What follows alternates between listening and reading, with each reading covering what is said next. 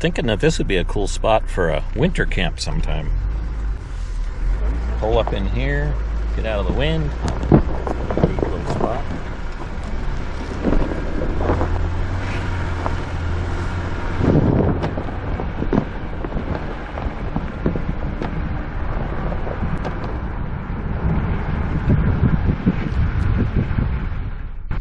Anyway, that was a little spot that I was thinking would be really, really cool sometime to camp with friends and family. Just put up this road and get back up here, and even in the dead of winter, that'd be a really cool spot out of the wind to camp. Yeah.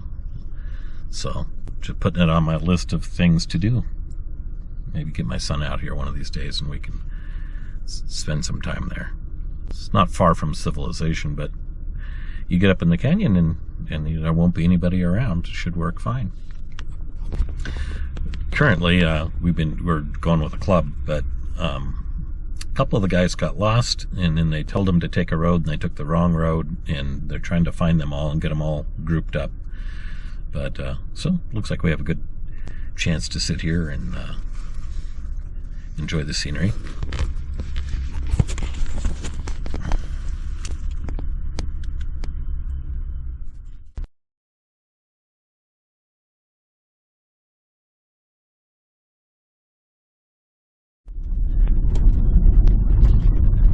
Road in the Pryors that I haven't been on, I don't think since I've been a kid, even in a long time. So this is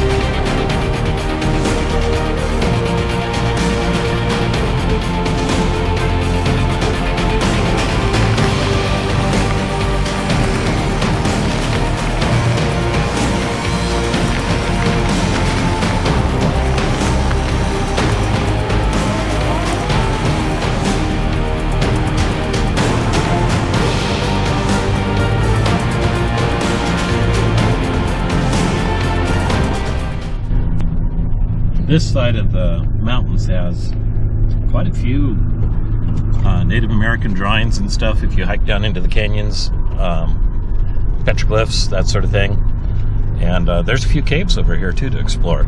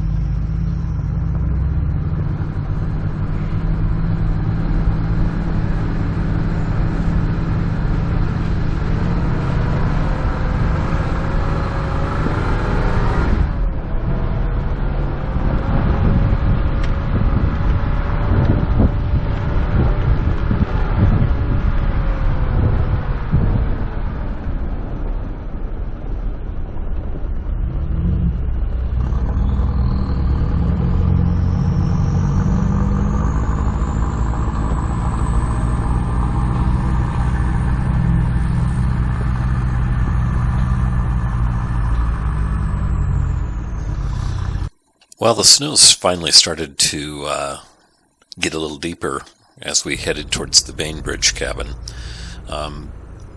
There is something that needs to be said about how the rest of this played out. One is, I had made a promise to my wife that we would break nothing today, and she kind of didn't feel real well. She had a headache and sore throat and stuff, but she really wanted to go, so she's with me. But she says, just don't get me into the place, where you're jerking me around in the snow. And so I kind of made that promise that if the snow got too deep, we wouldn't keep fighting it. So I told the guys, I'll play with the snow a little bit, but if it gets too bad, I'm going to probably have to just turn around. And that's kind of what I ended up having to do anyway, is turn around. I don't know how much more I would have been able to make it. I'm obviously probably 1,000 pounds heavier than the... I ended up playing the snow a little bit, but I had told them what my plan was. Miller Road has a loop in it, and you can head back down And there's even a couple more loops that come off of it and little things. So we decided we'd go down and eat lunch and go on out the other way after our little adventures here in the snow. At this point, it became clear that all of us had too much air in our tires. I was at about 15 or 16, and I think they were probably up 10, 12, 13, something like that. So they had to stop and let air out. I had to stop and let air out to see if we could get some more traction on this slushy stuff.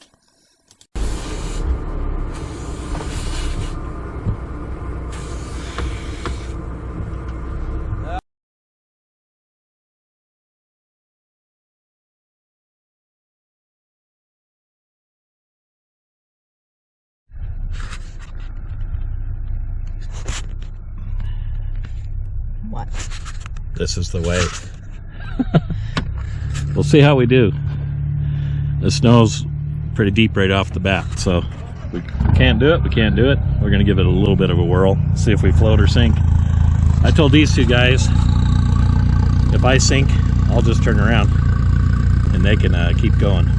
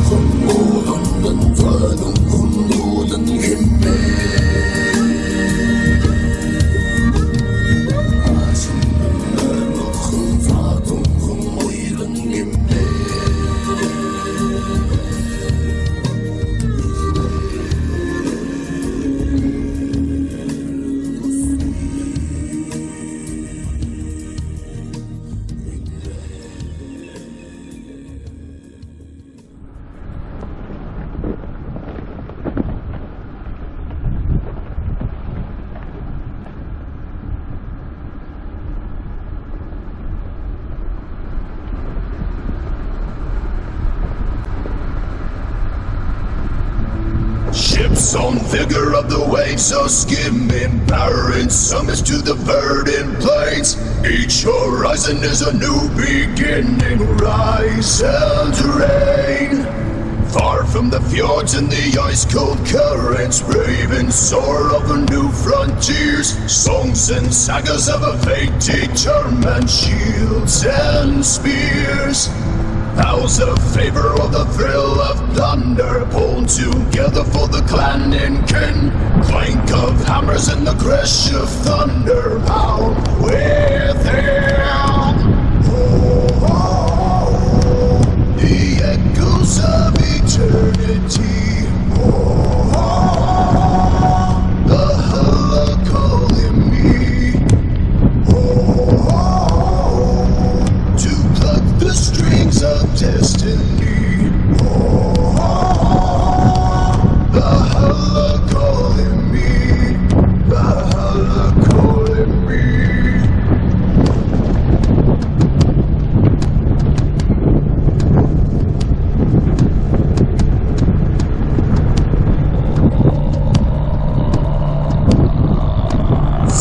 us swaying on the crimson rivers, blood and glory in the fighting fields. Shields are shattered into splintered timbers, iron and steel. Fires are rising and the bells are ringing. Glory, take us into Odin's halls. Golden glimmer and the sound of singing as cars call. Oh, oh, oh, the echoes of eternity. Oh, oh, the hulla calling me. Oh, oh, to pluck the strings of destiny. Oh, oh, the hulla calling me. The hulla calling me.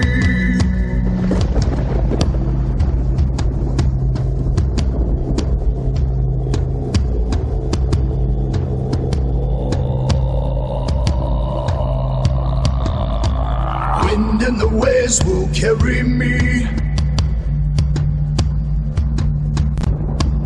Wind and the waves will carry me. Wind and the waves will set me free.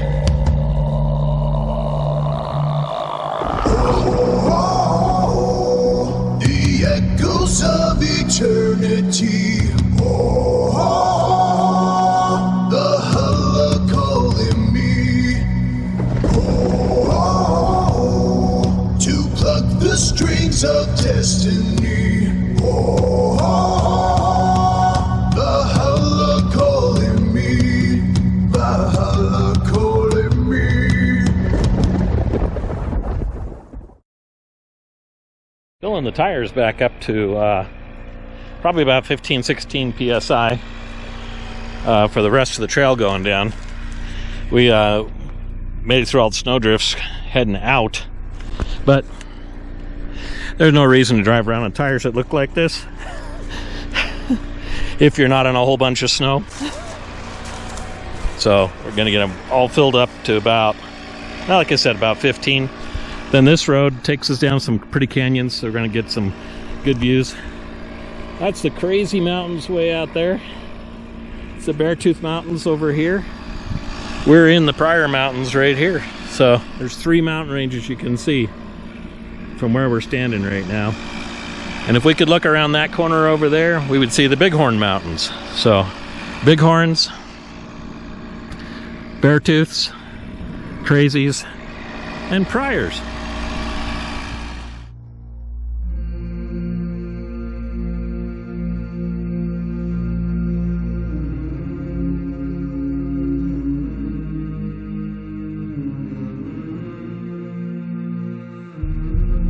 Seeing the first signs of spring. Getting some little moss flowers popping up. We've had a lot of cold and snow, so this week we had some 70s and 80s. It's only in the 50s today, and it's supposed to rain pretty heavy here eventually. So we're just out taking a look. See what the roads look like, see what the snowpack looks like. The 2 guys that are with me, they're both on 40s or 42s, something like that. And they were aired down to like 2 psi. And they're going to keep going. That road takes you to an old cabin. But it's only going to get deeper from where we were at. And I'm too heavy. And my tires aren't wide enough, even at 5 and 6 psi. I'm going to sink. So I tried it a few times, but I told them, hey, you guys go enjoy yourself. We texted them to let them know we made it down out of the snow zone, and they're going to keep going. They're going to try to hit that cabin tonight. So this canyon on either side of us, there's a rock canyon, and they're filled with caves. And like I said, there could be native Indian drawings on some of these. I've even heard there's some burials. Some native burials where they stuff some bodies in a cave out here. And this is the sort of country they lived in. I think it's either this one or the one next to us is the canyon that the crows said the little people lived in, and they were pretty afraid of them. They'd leave them offerings and such, afraid of the mischief they might pull, or even supposedly they would even possibly kill people. So, as rumor goes, they snuck up and set the canyon on fire one year and burnt the whole village of the little people. So there's supposed to be some stragglers out here. I've never seen one, but there's supposed to be stragglers out here. If you don't air down your tires, there's a few things that they do that really help. One is it really softens the ride on the trail if you can get them down there, 15, 16, as long as you're not carrying a huge load. If you're hauling a trailer or have a lot of weight in the back, I wouldn't recommend going that low. Maybe go down to 20 or 18, something like that. But driving rock trails, you can go 13, 12, even down like that. Once you get to snow, it's a whole nother deal. You have the ability on snow to run as low as, I know guys run at 2. You got to have bead locks to get that low. These are method internal bead lock, bead grip rims, and I don't usually run them below 6. That's about as tight as I want to go. Some people have said they run them all the way down to 3. I just don't feel comfortable with it because you slip a bead, and this is a bad place to slip a bead in Montana. It's not like anybody's going to come. So, yeah, so it works for me. Oh, there's another type of flower. Yeah, it works for me to, on trails like this, there's a lot of rock ledges coming up on this trail. Works for me on these type of trails to have about 15, 16, something like that. It works good. And it softens up the trail, and it gives you traction too. That's the other thing, is like if you're actually climbing rocks and stuff, it spreads out your footprint, puts more tread on the ridges, and helps you to climb a little better and stuff. So that's really not going to be an issue for us going downhill, but you never know, there could be some ledges to climb before the day's over. Smile, Catherine.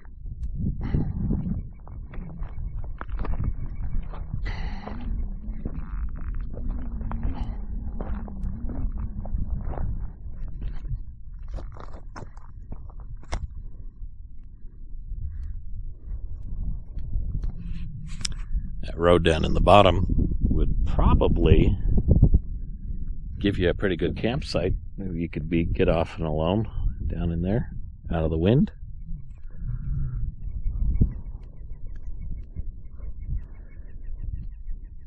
Lots of caves and nooks and crannies all along.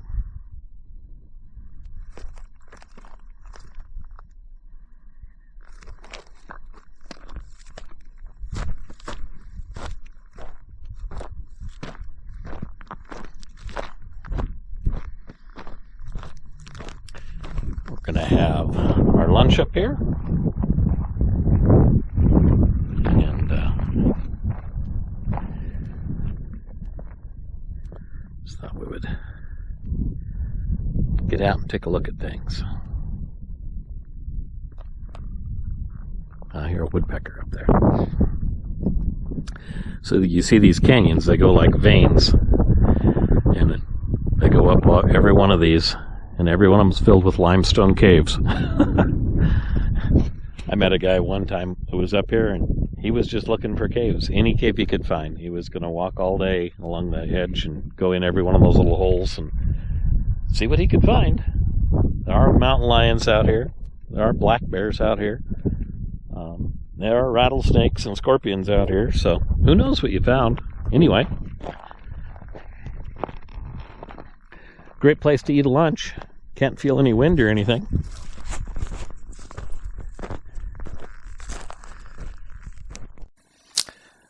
All of these giant wind turbines down in the bottom. It's kind of weird that you can be right up here in an area that's filled with legends and filled with stories from history and past, and then right there in front of you is these giant windmills spinning around. And I don't know, it's a little weird because they never used to be there. I don't know if they're making any money or not. Probably will, over the long term, not pay for themselves. But, and I'm not trying to be political, I'm just saying it's odd to see these giant white towers out there and think of how much history was here. And they would have had no idea if somehow you could transport them from history into the present, and they would see all this out there. They'd have no idea what was going on.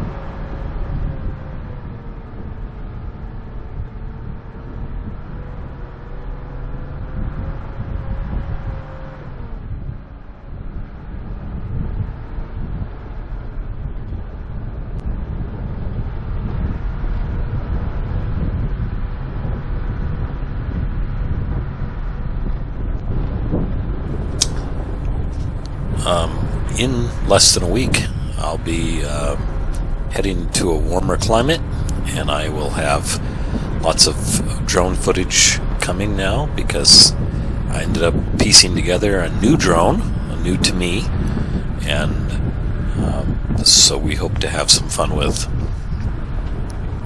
that on our next trip. So you'll actually start to see some drone footage in my videos probably through this summer. So I love drone footage. I just haven't had a drone that would stay in the air. So hopefully this one will actually stay in the air and be able to get you some good drone footage. So I'm going to have a trip, like I said, coming up to Utah and down where it's a little warmer, and we're going to see some pretty cool things and do some cool things. And going to come back, and then in June I have a trip that I guess you would say is kind of a backcountry trip in Montana, and we'll have to see how the snow works out for us. There'll probably be a lot of snow still, but we're going to spend about a week going north of Helena and across that area of Montana and go through a bunch of mountains and stuff. So we should have some great videos from that, and we'll see where the rest of the summer goes. I have some cool ideas and some things I want to do, and hopefully we'll be able to catch them all on video. Anyway, like and subscribe.